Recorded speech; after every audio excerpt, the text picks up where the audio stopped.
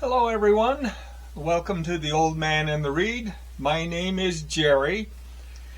Today I'm going to talk about the books I read in the month of April. Most of the books were fictional. I think I have maybe 2 or 3 non-fictions in them, but anyway, I'll show you what I read. The first book I read was Dark Back of Time by Javier Mariez. This was written in 1998. And this book is a follow-up to his book All Souls. Now, All Souls was a book he wrote about a Spanish writer who was teaching or lecturing at Oxford for a couple of years. And it seems quite autobiographical because that's exactly what Javier did. He taught at Oxford for a couple of years, or was a lecturer.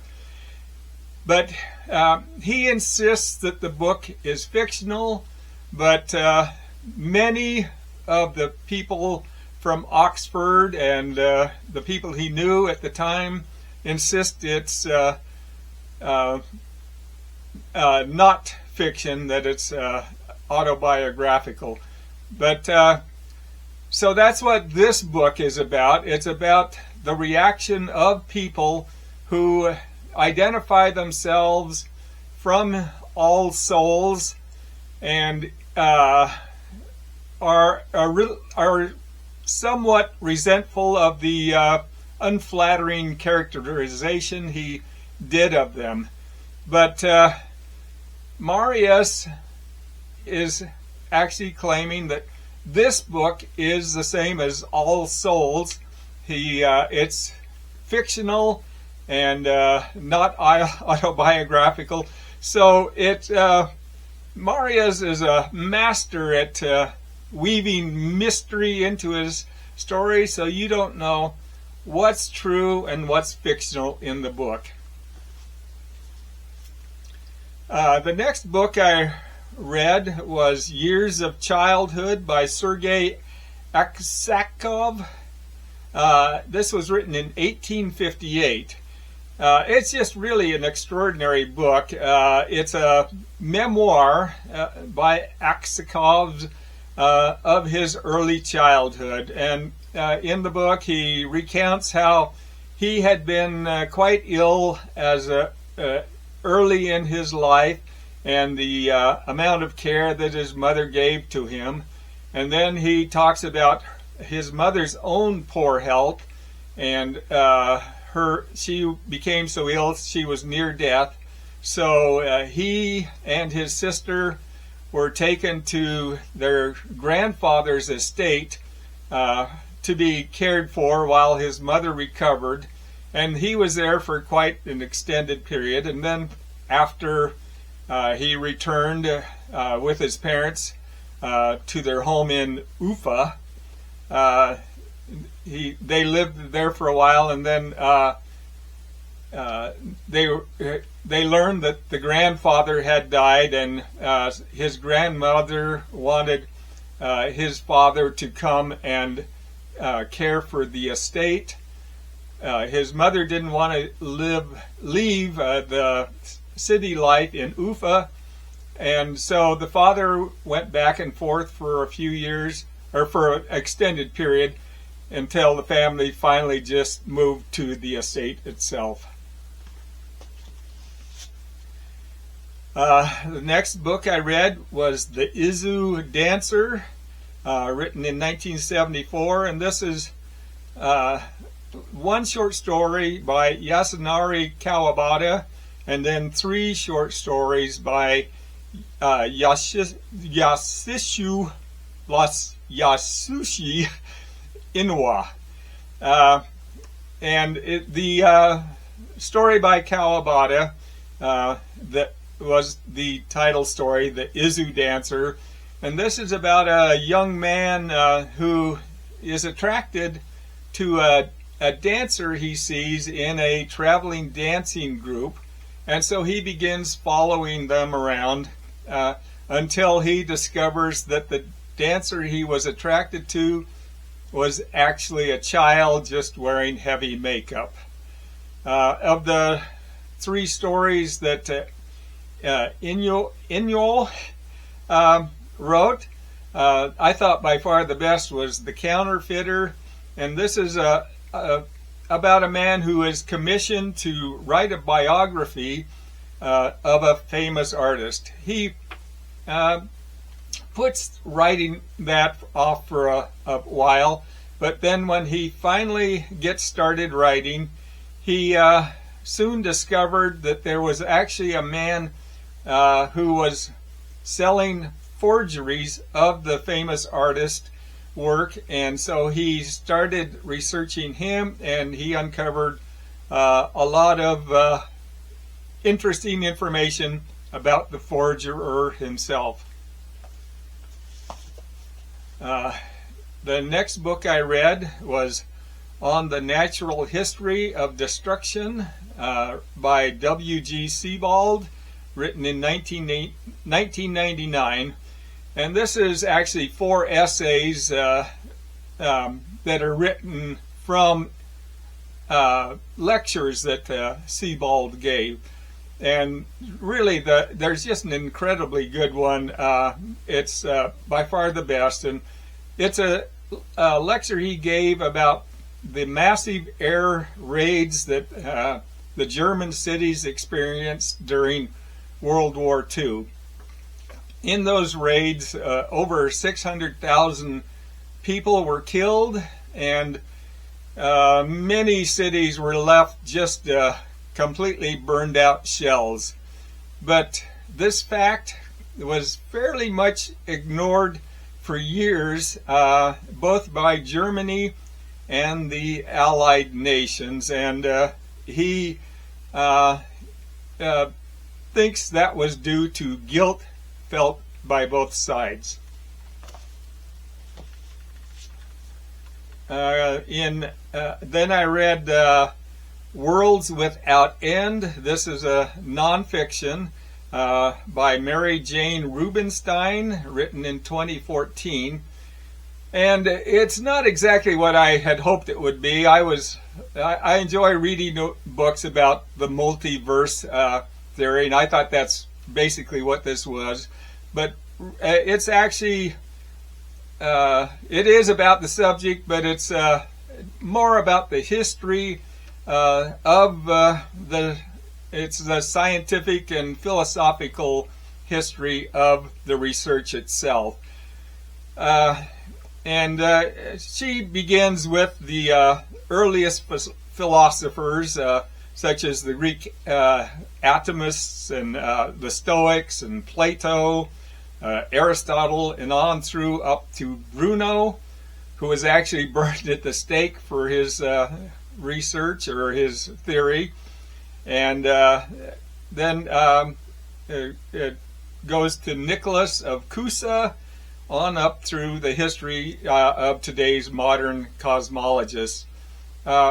And Mary Jane Rubenstein is actually a professor of religion, so a lot of her discussion references God whenever the opportunity comes about.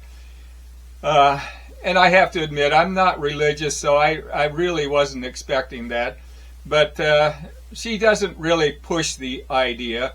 And she talks a lot about the research that Laura Mersini Houghton has done on the multiverse. And actually, there's a fantastic book by Houghton, Mersini Houghton, titled After the Big Bang that I've read. And it's just really an incredible book. The next book is Oblomov by Ivan Goncharov, written in 1859. And Oblomov was born in the upper class, but he lives a life in semi-squalor. he doesn't really have the will or motivation to do just about anything. In fact, the first half of the book, he is in bed the entire time and relies on his servant to do things for him. Then eventually he falls in love with a young woman named Olga, and it's a really strange relationship.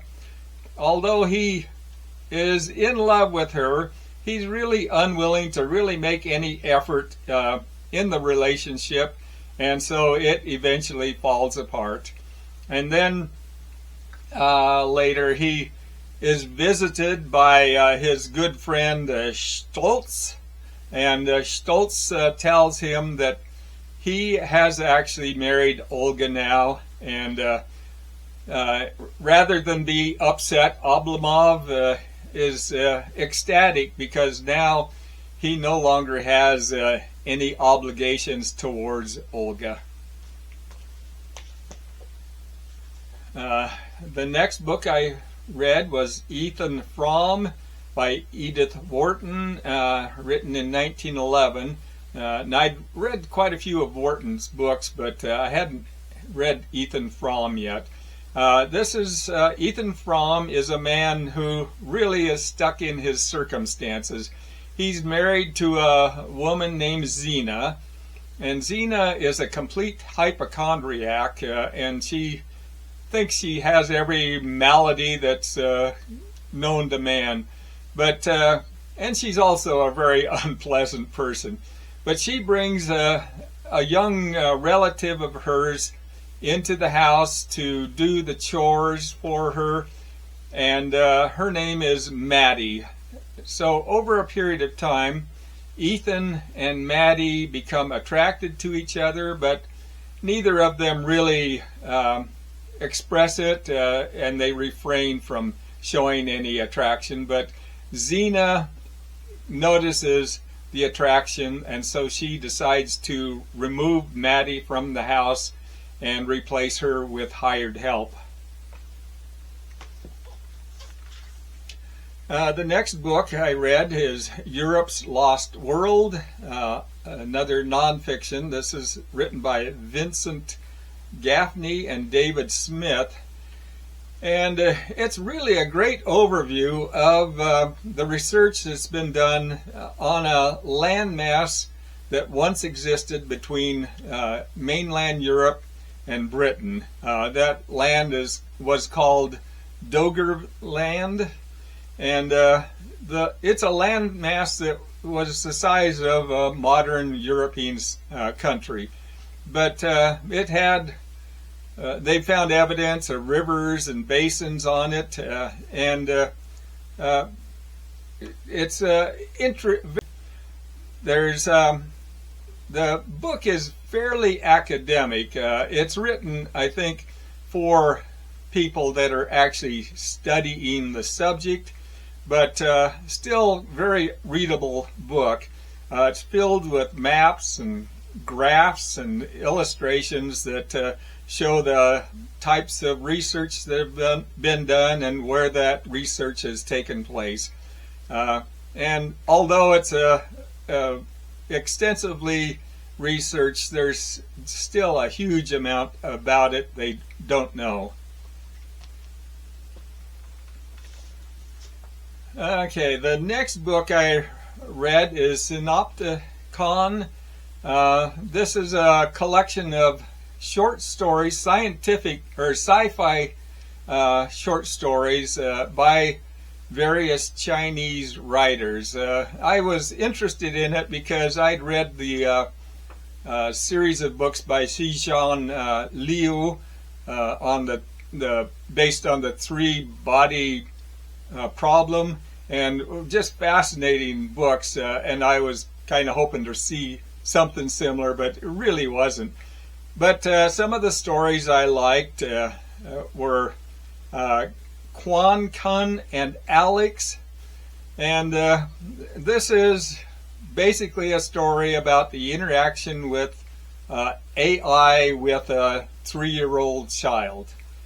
Another one titled Rendezvous, 1937, is a time travel story that goes back to Nanjing during a Japanese atrocity. Another, The Heart of the Museum, and this is about a